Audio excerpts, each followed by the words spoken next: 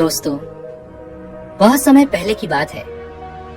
किसी नगरी में एक राजा राज किया करता था। उसकी एक बहुत ही सुंदर पत्नी भी थी और उन्हें एक बेटा भी था जो अब बड़ा भी हो चुका था। राजा और रानी अपनी प्रजा को हमेशा खुश रखा करते थे और प्रजा अपने युवराज से भी यही उम्मीद किया करती थी। और इधर युवराज भी वह हर मुमकिन कोशिश किया करते थे कि वह अपने पिता के राज्यभार को संभाल ले। जिस तरह से उनके पिता राज करते हैं, ठीक उसी प्रकार वह भी अपनी प्रजा का ध्यान रखे, अपने राज्य का ध्यान रखे। सब कुछ बहुत अच्छा चल रहा था। राजा और उसकी प्रजा सब बहुत खुश थे और खुशी खुशी अपना जीवन बिता रहे थे। लेकिन तभी एक दिन अचानक पड़ोसी राज्य का राजा, जो बहुत बूढ़ा हो चुका था, उसकी मृत्यु हो गई और उसका बेटा अत्यधिक क्रूर था। वह बहुत बेरहम था और उसे जंग करना बहुत अच्छा लगता था।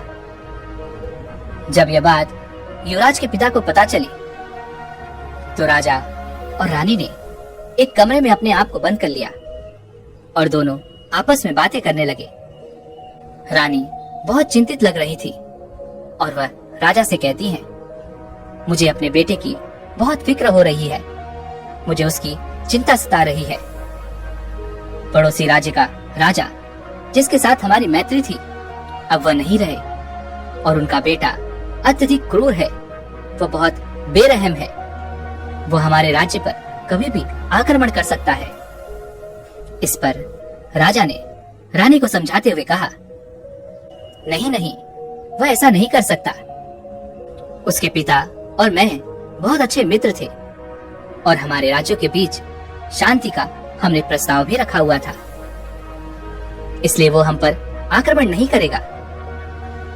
तभी रानी कहती है, हमारी मैत्री उनके साथ खत्म हो गई और उनका बेटा एक खूंखार दरिंदा है जिसे लोगों को मारने में मजा आता है।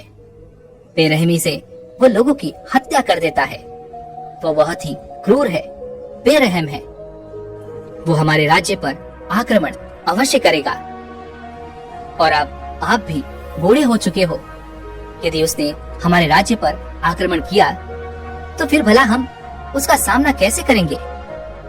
हमारी सेना भी अब उतनी प्रबल नहीं रही और ना ही हमारा बेटा अभी उस लायक है कि वह युद्ध कर सके। यदि उसने आक्रमण किया तो हमारा राज्य तहस नहस हो जाएगा।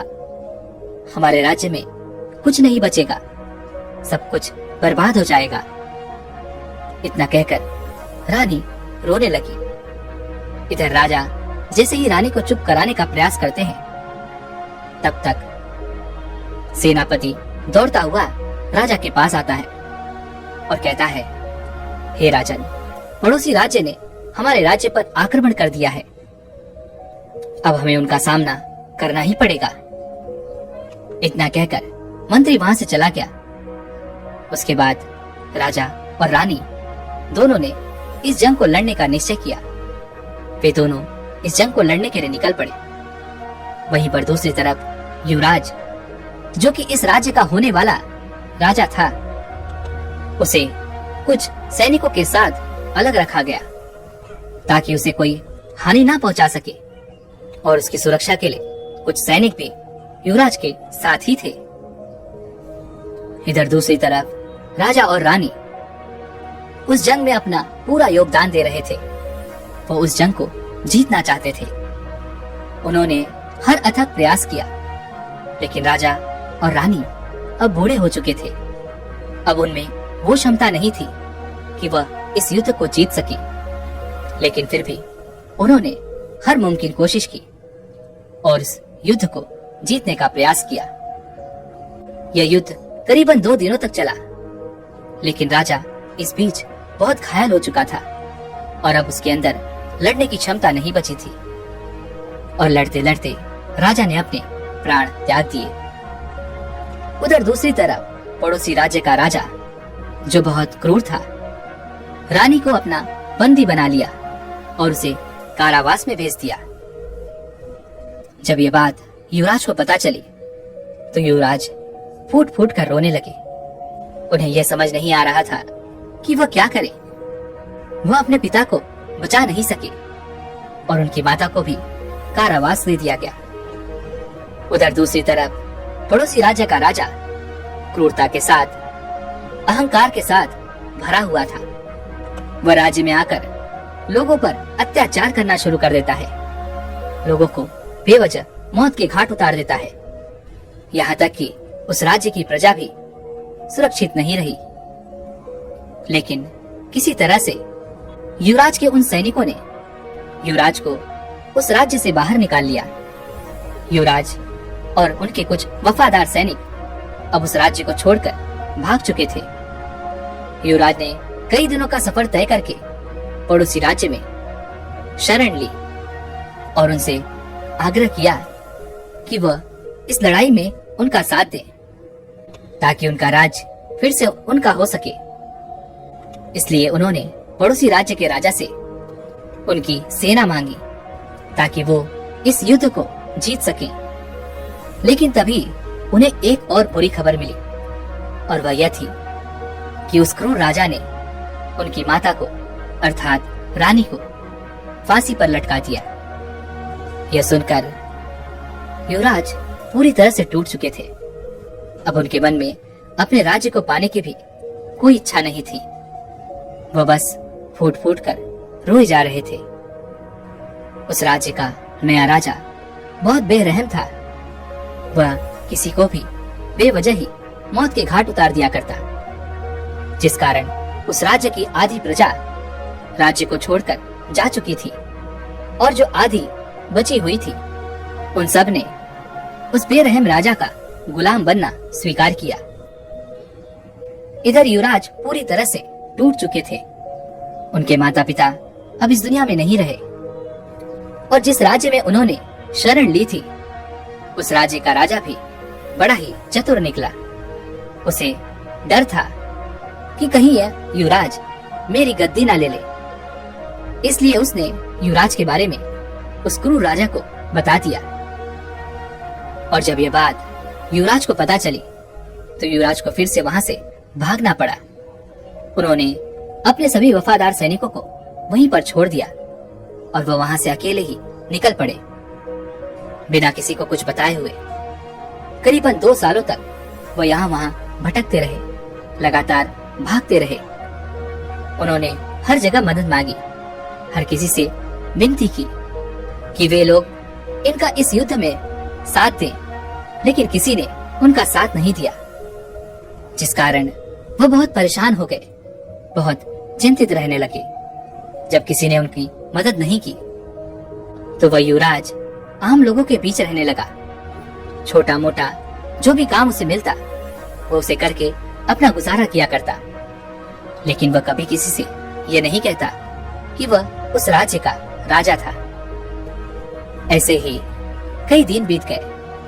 दिन के बाद महीने, महीने के बाद साल और करीबन 5 साल ऐसे ही बिताने के बाद वह युवराज यह तक भूल चुका था कि वह किसी राज्य का युवराज था। उसने सारी आशाएं छोड़ दी थी। अब उसे किसी से कोई उम्मीद नहीं रह गई थी और अब उस युवराज को यह भी यकीन हो चुका था कि उसके पुरानी जिंदगी से अब उसके लिए कुछ नहीं बचा। इसलिए उसने अपना वह राज्य पाने की उम्मीद छोड़ दी थी और वह एक छोटे से किसान के पास छोटी सी नौकरी करने लगा। वह उस किसान की बकरियों का ध्यान रखता था। वह उन बकरियों के पास ही सोया करता, उनका ख्याल रखता, उन्हें खिलाता पिलाता और उनकी हर एक जरूरत को पूरा करता। लेकिन दूसरी तरफ वह किसी से कुछ नहीं कहता और ना ही ज्यादा खाना खाता था। वह एकदम शांत रहता, अकेला रहता। उसे केवल एक ही चिंता सताए जा रही थी कि वह अपने राज्य को नहीं बचा सका। उसने अपने राज्य के लोगों को निराश किया है और उसके राज्य की प्रजा उसे कभी माफ नहीं करेगी।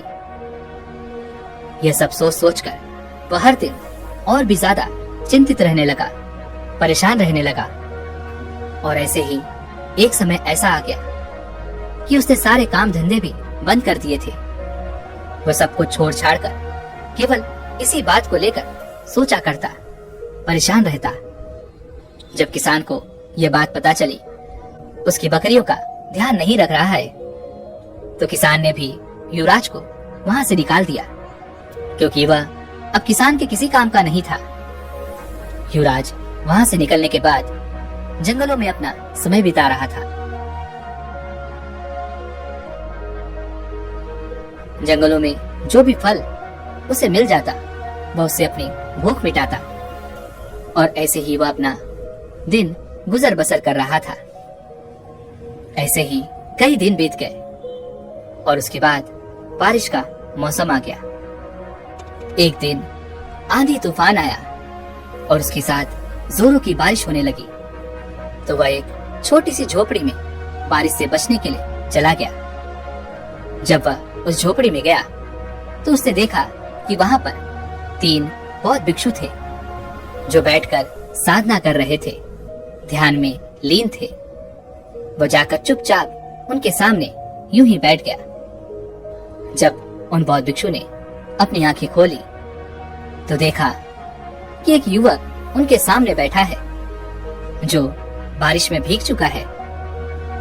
उन बौद्ध भिक्षु ने तुरंत ही उठकर युवराज को शरीर पोंछने के लिए एक साफ वस्त्र दिया, सोने के लिए अच्छी जगह और एक गद्दा भी दिया, और रात्रि के समय उन्हें कुछ भोजन भी दिया गया। युवराज उन बौद्ध भिक्षु को देखकर बहुत प्रसन्न था। वह यह भूल चुका था कि इस दुनिया में बुरे लोगों के साथ अच्छे लोग भी हैं। लेकिन युवराज को रात भर नींद नहीं आई। वह केवल उन्हीं बातों को लेकर सोचता रहा और रोता रहा। उसे केवल एक ही चिंता सता रही थी कि उसके राज्य के लोग उसे कभी माफ नहीं करेंगे। उसने जो किया है वो गलत है। उसे अपने ऊपर बहुत शर्म आ रही थी। इस कारणवश वह रात भर सो नहीं पाया और उसने ये तय किया कि सुबह होते ही वो यहाँ से चला जाएगा। वह उन बौद्ध भिक्षुओं के ऊपर बोझ नहीं बनेगा और न ही उनका कोई फायदा उठाएगा। जैसे ही सुबह हुई, युवराज उस कुटिया से बाहर निकला। तभी उन तीनों बौद्ध भिक्षुओं में से एक बौद्ध भिक्षु ने उसे देख लिया और कहा, "मनते, कहाँ जा रहे हो?" लेकिन युवराज ने उन बौद्ध भिक्षु के इस सवाल का कोई जवाब नहीं दिया। इधर वह बौद्ध भिक्षु युवराज से सवाल पे सवाल किए जा रहा था, लेकिन युवराज अपने मुख से कुछ नहीं कह रहे थे। लेकिन युवराज को उन बौद्ध भिक्षु की वह बातें अच्छी लग रही थी, क्योंकि इतने सालों में कोई ऐसा था जिसने उनका ध्यान रखा था, उनसे सवाल किए थे, जिस कारण उन बौद्ध भिक्षुओं का व्यवहार युवराज को बहुत अच्छा लग रहा था। इसी दौरान एक बूढ़ा आदमी उस कुटिया में आया और उसने सामने अपने राजकुमार को देखा। वह तुरंत उसके सामने नतमस्तक हो गया और कहने लगा, "महाराज, आप कहाँ थे? मैं आपको 5 सालों से ढूंढ रहा हूँ। मैंने आपकी तलाश कहाँ कहाँ नहीं की। इन 5 सालों में मैंने आपको कहाँ कहाँ नहीं ढूंढा। आपकी प्रजा भी आपका इंतजार कर रही है। वह चाहती है कि आप एक बार फिर से अपने राज्य पर राज करें। यदि आप अपने राज्य को फिर से पाना चाहते हैं तो हम सब आपके साथ हैं। उन्हें आपकी बहुत जरूरत है। वे आपको बहुत याद करते हैं।" लेकिन उधर दूसरी तरफ युवराज मन ही मन बहुत चिंतित था। वह निराश हो चुका था अपने जीवन से, अपनी जिम्मेदारियों से। वह ये जानता था कि वह इतनी बड़ी जिम्मेदारी नहीं ले पाएगा। वह कई बार असफल हो चुका था, जिस कारण क्रोधित होकर वह राजकुमार उस बूढ़े व्यक्ति से कहता है, "कौन महाराज? कैसा महाराज? मैं किसी राज्य का महाराज नहीं हूँ। मुझे अकेला छोड़ दो, मुझे जाने दो।" लेकिन उनका वह वफादार सैनिक उनका पीछा छोड़ने के लिए तैयार नहीं था। उसने उन्हें मनाने की बहुत कोशिश की, लेकिन युवराज मानने को तैयार ही नहीं थे। काफी अथक प्रयासों के बाद भी जब युवराज नहीं माने तो वह उनका वफादार सैनिक निराश होकर वहां से चला गया। और उसके चले जाने के बाद वह बौद्ध भिक्षु युवराज से कहते हैं, क्या तुम सचमुच एक राजा हो? यदि यह सच है तो तुम अपनी और अपनी प्रजा की जिंदगी क्यों बर्बाद कर रहे हो? इस पर वह युवराज कहता है, हे महाराज, अब इस बात से कोई फर्क नहीं पड़ता। इस बात को 5 साल बीत चुके हैं। वे लोग मेरे बिना जीना सीख चुके हैं। मैं क्या था और क्या कर रहा हूँ, अब इन बातों से कोई फर्क नहीं पड़ने वाला। यदि मैं वापस चला भी गया तो उससे भी कोई फर्क नहीं पड़ेगा। युवराज की ये बातें सुनकर तो बौद्ध भिक्षु युवराज से कहते हैं, भंते, ठीक है, यदि तुम नहीं जाना चाहते, लेकिन तुम मेरे साथ चल सकते हो। मैं और मेरे ये दोनों बौद्ध भिक्षु भाई अपने मठ पर जा रहे हैं, जो उस पहाड़ी पर है। तुम मेरे साथ चलो, वहां तुम्हें अच्छा प्रतीत होगा, तुम अच्छा महसूस कर पाओगे। इस पर युवराज कहता है, हे महाराज, मैं जिसके पास भी गया हूँ उसने मुझे धोखा दिया है। उसने हमेशा मेरा फायदा उठाया, लेकिन मेरा साथ नहीं दिया। मेरे माता पिता की हत्या करने वाला वह क्रूर राजा अब तक मुझे तलाश कर रहा है। यदि मैं आपके साथ रहा तो वह आपको भी नहीं छोड़ेगा। मैं आपकी जान जोखिम में नहीं डालना चाहता। आपने मेरा इतना ख्याल रखा, इसके लिए आपका बहुत बहुत धन्यवाद। इस पर वह बौद्ध भिक्षु युवराज से कहते हैं, तुम्हें ये कैसे पता कि हर बार तुम्हारे साथ जो हुआ है इस बार भी तुम्हारे साथ वही होगा? यदि तुम प्रयास ही नहीं करोगे तो फिर तुम्हें पता कैसे चलेगा कि क्या सही है और क्या गलत? मैं जानता हूँ तुमने अपने पिछले जीवन में बहुत कुछ सहा है, लेकिन इसका ये अर्थ नहीं कि आगे का जीवन भी तुम्हारे लिए वैसा ही रहेगा। इसलिए तुम मेरे साथ चलो। मुझे यकीन है तुम्हें वहाँ बहुत अच्छा लगेगा और तुम्हारे मन को शांति मिलेगी। उन बौद्ध भिक्षु के बार बार कहने के बाद भी युवराज नहीं माना और उसने जाने से मना कर दिया और उसने तय किया कि वह इसी कुटिया में रहेगा। लेकिन वह तीनों बौद्ध भिक्षु वहां से उस पहाड़ी की ओर चल पड़े। उनके जाने के कुछ दिन बाद ही उस कुटिया का मालिक आया। उसने युवराज को बताया कि उसने यह कुटिया कुछ साधुओं को किराए पर दी थी, लेकिन जितने समय के लिए उन बौद्ध भिक्षुओं ने इस कुटिया को किराए पर लिया था वह उससे पहले यहाँ से निकल पड़े, जिस कारण युवराज को वहाँ कुछ दिन रहने का मौका मिल सका। लेकिन अब युवराज को यह घर खाली करना पड़ेगा और रात का समय था, इसलिए युवराज ने गांव के बाहर ही अपने रहने का इंतजाम किया। ठीक उसी समय युवराज का वह वफादार सैनिक फिर से उनके पास आया और उनसे कहने लगा, महाराज, मुझे माफ कीजिए, लेकिन मैं आपके साथ ही रहूंगा और इसके अलावा मेरे पास और कोई विकल्प नहीं है। सब जानते हैं कि मैं आपका वफादार हूँ और इस वजह से मेरी भी जान जोखिम में है, संकट में है।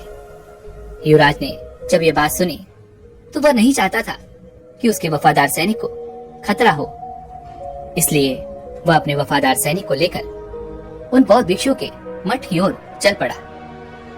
वहां पहुंचते ही वह उन बौद्ध भिक्षु से मिला जिससे वह कुटिया में मिला था। उन्हें देखकर वह बहुत खुश हुए और उन बौद्ध भिक्षु को यह पहले से ही पता था कि युवराज वहां पर अवश्य आएंगे। तभी वह बौद्ध भिक्षु युवराज से कहते हैं, भंते, मैं आज बहुत खुश हूँ क्योंकि तुमने अपनी राह आखिर ढूंढ ही ली। उन बौद्ध भिक्षु ने युवराज का आदर सत्कार किया और उन्हें अपने मठ में जगह दी। लेकिन दूसरी तरफ युवराज शांत था, वह कुछ नहीं कहना चाहता था। वह तो केवल अपने उस वफादार सैनिक की जान बचाना चाहता था, जिस कारण वह उस मठ में गया था। अगले दिन वह बौद्ध भिक्षु युवराज के पास पहुंचते हैं और उससे कहते हैं, भंते, तुम एक राजा हो तो तुम क्यों अपनी और अपने प्रजा की जिंदगी इस तरह से बर्बाद कर रहे हो? तुम चाहो तो एक बार फिर से अपने साम्राज्य को पा सकते हो और अपनी प्रजा का ख्याल रख सकते हो। लेकिन इस पर युवराज ने कुछ भी जवाब नहीं दिया। उन्होंने बस अपना सर झुका लिया। तभी वह बौद्ध भिक्षु युवराज से कहते हैं, भंते, तुम्हें ऐसा क्यों लगता है कि यदि तुमने फिर से कोशिश की तो तुम नाकामयाब रहोगे? यदि तुम कोशिश ही नहीं करोगे तो तुम कैसे जान पाओगे कि तुम सही हो या गलत? उन बौद्ध भिक्षु की ये सारी बातें सुन सुनकर वह युवराज क्रोधित हो उठे और उन्होंने कहा, आखिर आप मुझसे क्या चाहते हैं? मैं क्या करूं? मैंने अपनी प्रजा का दिल दुखाया है, उनके विश्वास को तोड़ा है। अब उनके दिल में मेरे लिए कोई जगह नहीं है और ना ही मैं अपने साम्राज्य को वापस पाना चाहता हूँ। यदि आप चाहते हैं तो मैं यहाँ से भी चला जाता हूँ। इतना कहकर जैसे ही वह युवराज वहां से जाने के लिए मुड़ता है, तभी वो बौद्ध भिक्षु युवराज से कहते हैं, भंते, तुम्हें क्या करना है ये तो तुम्हें ही पता करना होगा, ये तो तुम्हें ही समझना होगा। ये मैं तुम्हें नहीं बता सकता क्योंकि तुम्हें अपनी राह खुद ढूंढनी होगी। मैं तो केवल तुम्हें मार्ग दिखा सकता हूँ पर उस पे चलना तो तुम्हें ही होगा। इतना कहकर वो बौद्ध भिक्षु वहां से चले गए और युवराज के कानों में उन बौद्ध भिक्षु की ये बातें गूंज रही थी। अगले दिन सुबह सुबह मठ में हर किसी को कुछ न कुछ काम दिया जा रहा था। राजकुमार के वफादार सैनिक को भी कुछ ऐसा काम दिया गया जिसे उसे पूरा करना था। हर कोई काम में लगा हुआ था, लेकिन राजकुमार अब भी चिंतित थे, परेशान थे। वो एकांत बैठे हुए थे। तभी वहां एक बौद्ध भिक्षु आए और उन्होंने उनके हाथों में एक पुस्तक थमा दी। वह पुस्तक देखकर राजकुमार को कुछ समझ नहीं आ रहा था कि आखिर वह इस पुस्तक का क्या करेंगे और यह पुस्तक उन्हें क्यों दी गई है। हालांकि वह पहले एक युवराज थे और उन्हें कई सारी भाषाएं भी सिखाई गई थी, लेकिन जिस भाषा में यह किताब थी उन्हें इसके बारे में तनिक भी ज्ञान नहीं था। उन्हें इस किताब का एक एक शब्द समझ नहीं आ रहा था। काफी देर देखने के बाद जब वह परेशान हो गए तो वह उस पुस्तक को लेकर उस बौद्ध भिक्षु के पास पहुंचे और कहने लगे, यह पुस्तक मुझे क्यों दी गई है? इस पुस्तक में मुझे कुछ भी समझ नहीं आ रहा। मैं इस पुस्तक का क्या करूंगा? इस पर वह बौद्ध भिक्षु कहते हैं, भंते, तुम एक युवराज हो और तुमने भाषाएं तो पढ़ी ही होंगी। तुम्हें इस पुस्तक को पढ़ना होगा, इसे समझना होगा। और वैसे भी यहाँ पर हर कोई कुछ न कुछ काम कर रहा है और ऐसे में तुम यदि शांत बैठोगे, एकांत बैठोगे तो इससे तुम्हें क्या लाभ होगा? आज का तुम्हारा काम यही है। इतना कहकर वो बौद्ध भिक्षु वहां से चले गए। यह देखकर युवराज को लगा कि मानो वो बौद्ध भिक्षु उससे नाराज हो गए हैं, इसलिए उसने अपने काम को पूरा करना ठीक समझा। उसने उस पुस्तक को उठाया और उसके एक एक शब्द को समझने का प्रयास किया। उन्हें जोड़ते हुए उसने उस पुस्तक को पूरा पढ़ा, लेकिन इसमें काफी समय बीत चुका था, जिस कारण युवराज को लग रहा था कि यदि मैं अब उन बौद्ध भिक्षु के पास जाऊंगा तो वह बौद्ध भिक्षु मुझसे नाराज होंगे, क्रोधित होंगे। लेकिन फिर भी उसने किसी तरह से हिम्मत जुटाई और उन बौद्ध भिक्षु के पास पहुंचा। वह बौद्ध भिक्षु यह देखकर बहुत प्रसन्न थे कि युवराज ने वो पुस्तक पूरी पढ़ ली है। उन्होंने युवराज से कहा, भंते, तुम तो कहते थे कि तुम्हें ये पुस्तक पढ़नी नहीं आती, फिर तुमने आखिर कैसे इस पुस्तक को पढ़ लिया? इस पर वह युवराज कहता है कि मैं एक युवराज हूँ और मुझे पहले से ही कई सारी भाषाएं सिखाई गई थी। मैंने उन्हीं का इस्तेमाल किया। धीरे धीरे इसके एक एक शब्द को समझना शुरू किया और उन्हें मिला मिलाकर मैंने उनके शब्दों को समझा, उसे पढ़ा और उसके अर्थ को समझ पाया। इस पर वह बौद्ध भिक्षु खुशी खुशी युवराज से कहते हैं, तुमने बहुत अच्छा काम किया है और यही काम हर किसी को करना चाहिए। जब तुम्हारे सामने एक बड़ा लक्ष्य हो तो उस लक्ष्य को छोटे छोटे भागों में विभाजित कर दो और फिर अपने छोटे छोटे कदम आगे बढ़ाओ। इसी तरह से तुम अपने लक्ष्य तक कब पहुंच जाओगे ये तुम्हें पता भी नहीं चलेगा। ठीक इसी प्रकार से यदि तुम चाहो तो तुम अपने राज्य को भी वापस पा सकते हो। इस पर वह युवराज एक बार फिर से क्रोधित हो उठा और उसने उन बौद्ध भिक्षु से कहा, हे महाराज, आपको मेरे राज्य से क्या लेना देना? मैं युवराज था या हूँ, इस बात से अब कोई फर्क नहीं पड़ता। मैंने वो समय भुला दिया है और अब मैं दोबारा उस राज्य का राजा नहीं बनना चाहता। मैंने अपनी प्रजा को दुख पहुंचाया है, उन्हें तकलीफ दी है। ऐसे समय पर मैं उन्हें छोड़कर भाग गया और अब मेरी प्रजा मुझे वापस नहीं पाना चाहती। उनके मन में मेरे लिए केवल क्रोध है। इस पर वह बौद्ध भिक्षु युवराज से कहते हैं, यदि तुम अपने हुनर को यूं ही बर्बाद करते रहोगे तो अवश्य ही एक दिन तुम सचमुच अपने राज्य से हाथ धो बैठोगे और तुम्हें तुम्हारी प्रजा भी कभी प्यार नहीं करेगी। वो भला ऐसा राजा क्यों चाहेगी जो उनकी फिक्र नहीं करता, जो उनका ध्यान नहीं रखता, जो उनका ख्याल नहीं रखता। आज तुम्हारी प्रजा इस उम्मीद में है कि तुम लौट कर आओगे और अपने राज्य को उस क्रूर राजा से आजाद करोगे। मेरा काम है केवल तुम्हें रास्ता दिखाना, लेकिन इस पर चलना तो तुम्हें ही होगा। मुझे अपना काम करना ही होगा ताकि तुम अपना काम कर सको। काफी देर बाद युवराज ने उन बौद्ध भिक्षु से कहा, हे महाराज, लेकिन मैं बार बार असफल रहा हूँ। इस बार कुछ अलग कैसे हो सकता है? मैं हार हार के थक चुका हूँ, परेशान हो चुका हूँ। मैंने कई तरीके अपनाए अपने राज्य को वापस पाने के, लेकिन किसी ने मेरा कोई साथ नहीं दिया। हर किसी को लगा कि मैं यहाँ पर कोई षड्यंत्र रचने आया हूँ, जिस कारण मैंने जिस राज्य में भी मदद की गुहार लगाई, हर किसी ने मेरे बारे में उस क्रूर राजा को बता दिया और उस वजह से मुझे हर जगह से भागना पड़ा। और आखिरकार मुझे यह समझ नहीं आ रहा था कि मैं क्या करूं, कहां जाऊं, किससे मदद मांगूं। इसलिए आखिरकार मैंने अपने राज्य को पाने की वह उम्मीद छोड़ दी। अपनी प्रजा की उस उम्मीद को हमेशा हमेशा के लिए दफन कर दिया। युवराज की ये सारी बातें सुनकर वह बौद्ध भिक्षु युवराज से कहते हैं, बनते, क्या तुम्हें यह यकीन नहीं है कि तुम बदल सकते हो? यदि नहीं तो यही तुम्हारा सबसे बड़ा पाप है। तुम्हारे साथ अतीत में जो कुछ भी हुआ, तुम सिर्फ उसी के बारे में सोचते रहते हो। तुम्हें लगता है कि तुम एक हारे हुए इंसान हो। तुम्हें लगता है कि तुम वही हो जो आज तक तुम्हारे साथ हुआ है, जो तुमने आज तक अनुभव किया है। लेकिन ऐसा नहीं है। तुम यदि चाहो तो तुम आज भी अपने उस राज्य को पा सकते हो, अपनी प्रजा को फिर एक बार खुश कर सकते हो, उसकी उम्मीद को जगा सकते हो। लेकिन इसके लिए तुम्हें अपने आप को अंदर से परिवर्तित करना होगा।